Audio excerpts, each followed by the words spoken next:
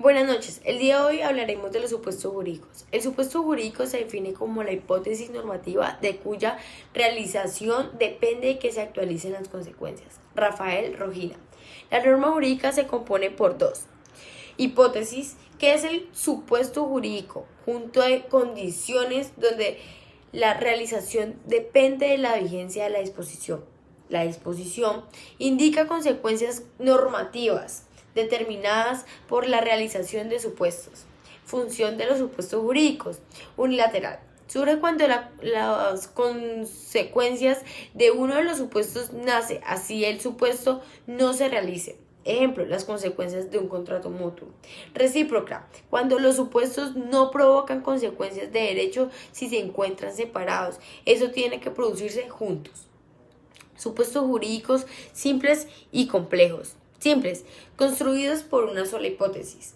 Complejos se forman de dos o más supuestos simples. Ejemplo, el homicidio, donde se explica la hipótesis de, primero, el homicidio, segundo, la premeditación, tercero, la alevosía y cuarto, la ventaja. Hechos jurídicos dependientes e independientes. Dependientes, aquellos en realización con la que vale la ley, que solo pueden existir como parte de un todo. Ejemplo, una acción sufrida por un trabajador independiente. Se producen por sí mismo en consecuencia de derecho. No se unen a otros títulos jurídicos perfectos. Un ejemplo es la celebración de un contrato de trabajo. Hechos jurídicos compatibles e incompatibles. Son compatibles o no cuando se realizan suman y producen nuevas consecuencias. E incompatibles cuando se suman con otros que se aniquilan pues los efectos. Los incompatibles se dividen en absoluta. Se destruye la eficacia de otro. Ejemplo, la renovación o la denuncia. Relativamente incompatible. Dan por sí mismo consecuencias, pero en relación con otros extinguen sus efectos. Ejemplo, la muerte. Clasificación de los hechos. Según Francesco Carneluti, los hechos se clasifican en tres frente a la relación de fin: inferencia, coincidencia y oposición. El derecho subjetivo. Para hablar del derecho subjetivo debemos entender los supuestos jurídicos y las consecuencias del derecho, cuando hay y cuando no hay estas. Estas son reconocidas por un orden jurídico y la realización del hombre se da por la transmisión o modificación de los deberes que tiene impuesto. Existen diferentes doctrinas que hablan del derecho subjetivo. Entre ellas está la tesis de Bernard Whitside, quien habla del derecho subjetivo como un poder y señorío de la voluntad. Es reconocido por un orden jurídico y tiene dos perspectivas, de las que habla de la persona, quien decide por nacimiento su existencia y su forma de aplicar el derecho. El derecho subjetivo, por un lado, lo explica como una facultad para exigir un comportamiento de personas en un grupo y cómo éstas actúan en él para beneficiarse una de otras, obviamente destacando el carácter individual, beneficiando cuál hace valer o no el orden. Por otro lado, está la característica de un contratante en rescindir el contrato y la parte no cumple lo pactado. Esto caracteriza al subjetivo de aceptar o acatar lo que se dice o no. A esta teoría la refutó Kelsen, pues explica que tiene fallas que en el derecho no tiene un titular que siempre desee ejecutarlo, como él lo explicaba, y que se debe desprender de una voluntad personal. Haremos la teoría de Kelsen, donde se explica que el derecho objetivo se transforma al subjetivo cuando éste se ubica en una posición de la persona o del individuo. Depende de la voluntad y de la que se aplica o no al sancionador. O sea, explica que A debe ser B y si no es B, es C. Esa es la fórmula general que Kelsen aplica en todos sus principios acerca del derecho subjetivo como principal frente a todos los derechos. Y lo que lo caracteriza a explicando esta fórmula, es su carácter coactivo. Se critica a Kelsen porque se afirma que el derecho subjetivo no puede tener posibilidad y relación concebida por el derecho objetivo. Y con el carácter coactivo tienen una característica muy diferente por la cual no pueden estar relacionados. Pero él continúa con su posición. Derechos relativos y derechos absolutos. El derecho relativo es la obligación que incumbe a uno o varios sujetos a determinarse individualmente, como es el derecho de créditos, que se derivan de un convenio, y los derechos absolutos, que es un deber relativo de una obligación universal, cuando sujetos pasivos constituyen a la universalidad de personas a quienes se impone una obligación.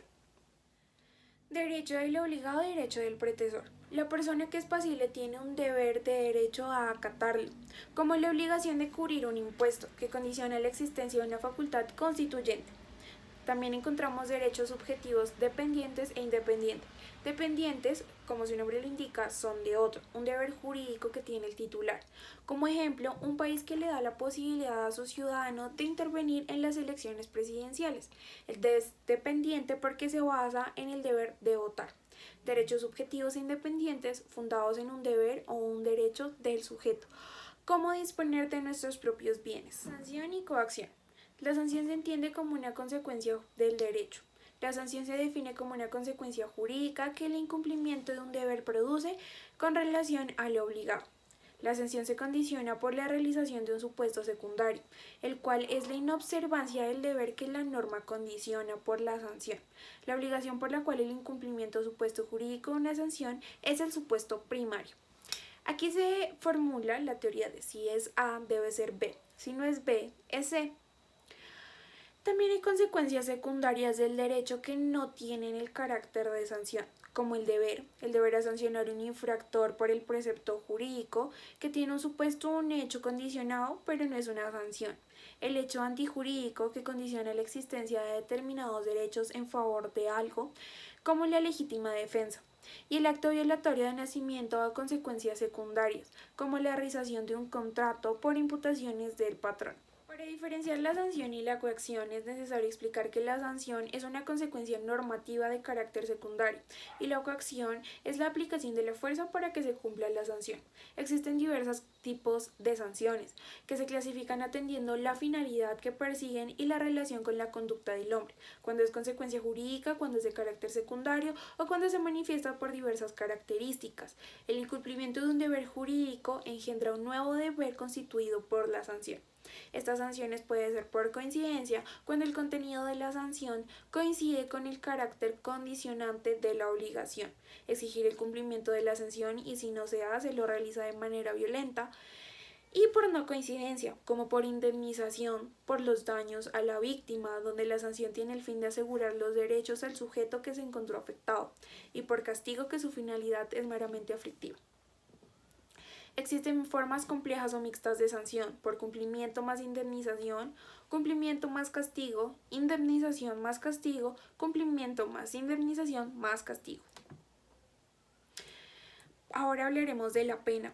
Sanciones establecidas por las normas de derecho, pena, sufrimiento, impuesto o en ejecución a una sentencia al culpable de la infracción penal. Esta se caracteriza por el sufrimiento derivado de la restricción o prohibición impuesta por el Estado para establecer un orden jurídico, es impuesta por los tribunales por resultado de juicio penal, es personal y es estatuida por la ley. Existe un derecho que es el derecho premial, es la forma de cumplir un deber jurídico obteniendo un premio o una recompensa. El efecto jurídico de un acto teniente a compensar la voluntad se entiende como sanción según García Maínez. La sanción es una consecuencia jurídica. Toda sanción tiene un supuesto de realización de un acto determinado, sea lícito o meritorio.